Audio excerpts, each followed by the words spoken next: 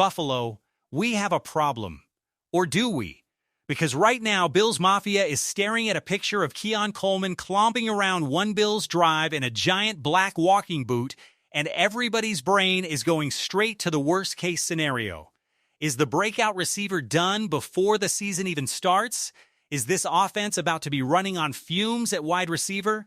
Grab a coffee, buckle up, and let's break down exactly what's going on with your Buffalo Bills, because there is a lot to get through today.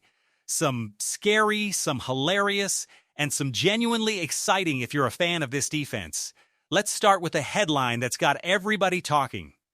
Keon Coleman went down during Buffalo's preseason opener against the Carolina Panthers, and at first, it didn't look like a big deal. In fact, it looked like the opposite of a big deal.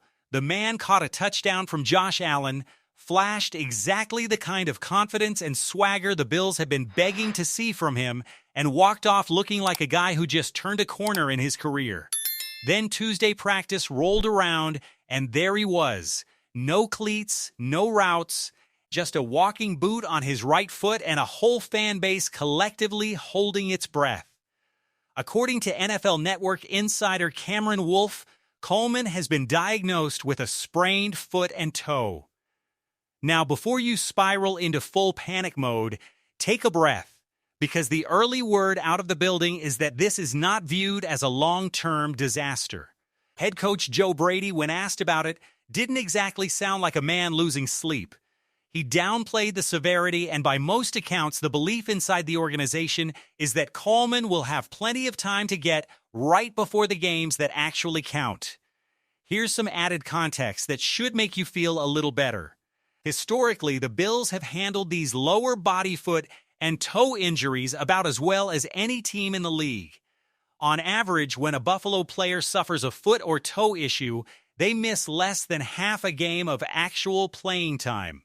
The lone exception in recent memory was Zach Moss, who dealt with an extended absence from a toe injury a few years back, but that has been the outlier, not the rule. Zoom in specifically on wide receivers dealing with toe injuries across the league, and the average absence sits at a little over a week and a half. Foot injuries alone tend to linger a bit longer, closer to 2.5 weeks. Either way, with the regular season still more than 3 weeks out, the math is on Coleman's side. And honestly, the vibes are on his side too. Because while the internet was busy doom-scrolling pictures of him in that boot, Coleman himself was out at the Erie County Fair the very same night, throwing darts, tossing rings, whatever it takes to win a stuffed animal, taking pictures with fans, smiling ear to ear like a man without a care in the world. One eyewitness even claims he wasn't wearing the boot at all while he was out there. So if you're looking for a guy who's terrified about his football future, Keon Coleman is doing a phenomenal job of hiding it. The man is playing carnival games, not sitting in a dark room panicking. But let's talk about why this timing stings a little extra, because Coleman is not the only banged-up name in that receiver room right now. Khalil Shakir was held out of Tuesday's practice. Skylar Bell has been sidelined as well. Quincy Skinner Jr. was mysteriously absent when reporters first scanned the practice field, though he eventually showed up and joined the group later.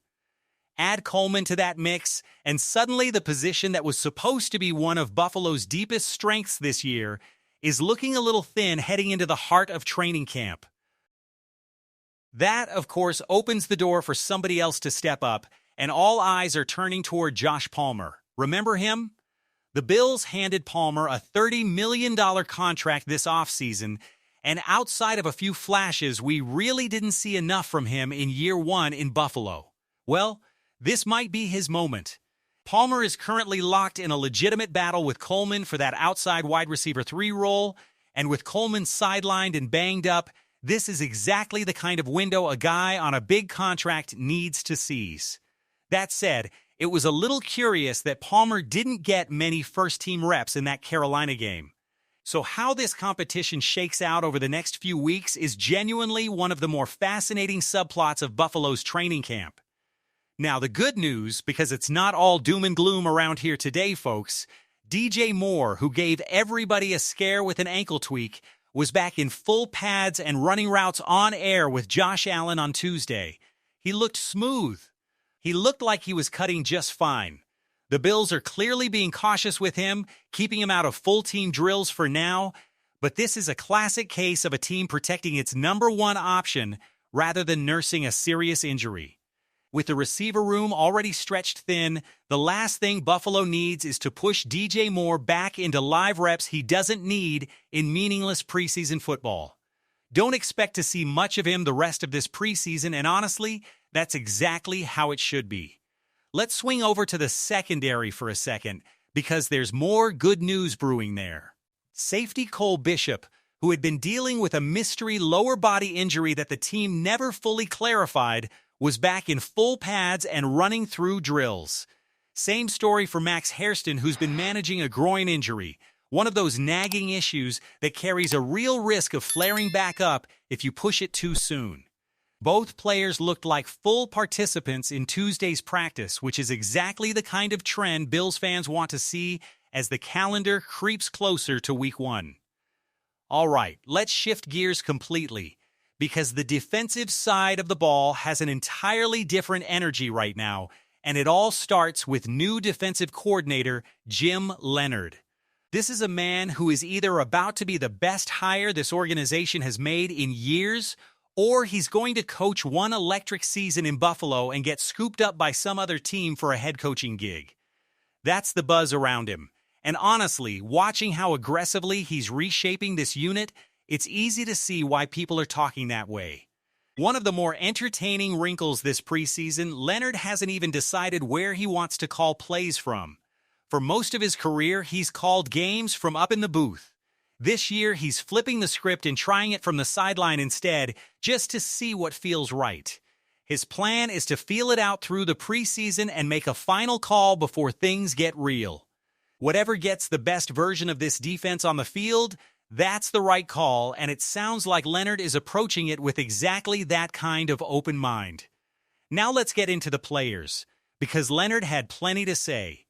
First up, the competition at the second linebacker spot next to Terrell Bernard. This has been simmering under the surface for weeks, and Leonhard confirmed it's very real. On one side, you've got Dorian Williams, a guy who's shown he can make plays and clean up messes in the open field. He did exactly that in the preseason opener after a missed tackle, chasing the play down and saving the Bills from a bigger gain. On the other side, you've got fourth-round rookie Cole Edwards out of TCU, who has been bringing serious physicality to camp and had himself a strong showing in that same preseason game.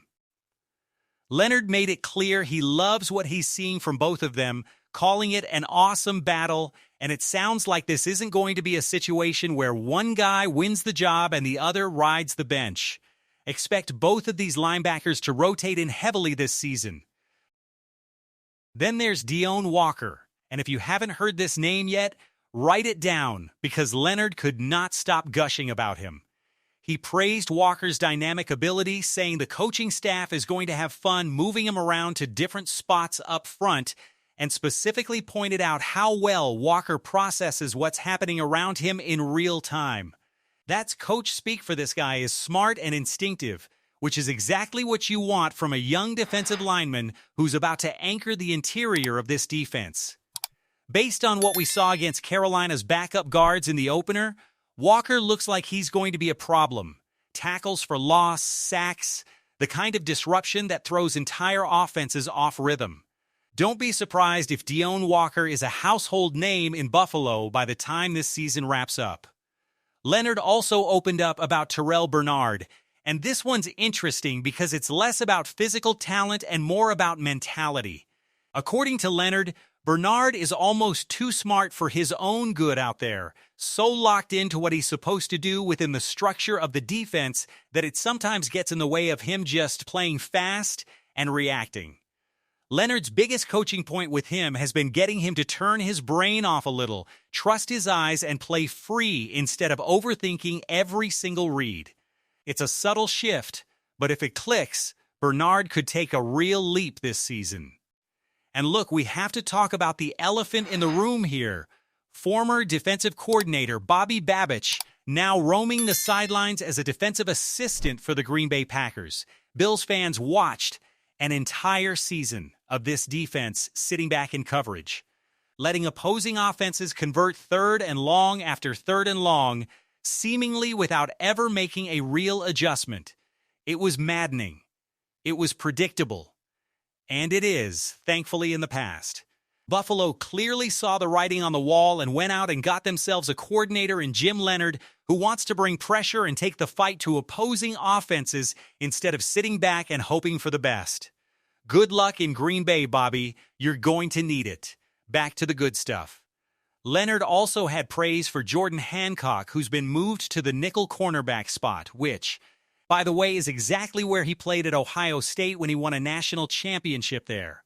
Leonhard specifically called out his playmaking ability and physicality, and it's clear the coaching staff has not given up on him whatsoever despite a quiet start to his career in Buffalo.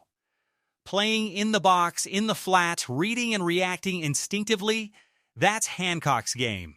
And it sounds like he's finally in the right position to show it. Last but not least, Michael Hocht got a mention too. He's continuing to work his way back from a torn Achilles suffered last season, and Leonhard confirmed the plan is for him to actually see the field in a preseason game before the regular season kicks off. That's a great sign for a player who's been grinding through a brutal recovery process. So where does that leave us heading into the next few weeks of Buffalo Bills training camp? A wide receiver room that's banged up but not broken, with real intrigue about who claims that number 3 spot behind DJ Moore and Khalil Shakir.